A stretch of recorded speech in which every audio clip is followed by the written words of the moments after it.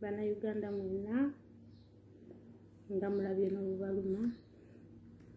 coronavirus yatujjidde naye ate abasinze okosebwa bakadaama tetuliimu nekitegeera abasinze okosebwa bakadaama tetuliimu ekyebbeeyi kiba kya bbeeyi kadaama tebamuyingiza ku mulimu banka bazigadde ofiisi bazigadde naye ate ffe bakadaama tusigala tukola era tusasula bakama baffe babaganya ogenda ku mirimu naye ate kadaama ffe tusigala tukola tukikwasaganya era n'emisaala tugifuna wano buli kapeepa kenkwase 5 nve nkola nsigala nsasulwa tuli babbeeyi njagala mukimanye bulijjo mutujerega naye leka mukirabe babateese mu kanyogoga nze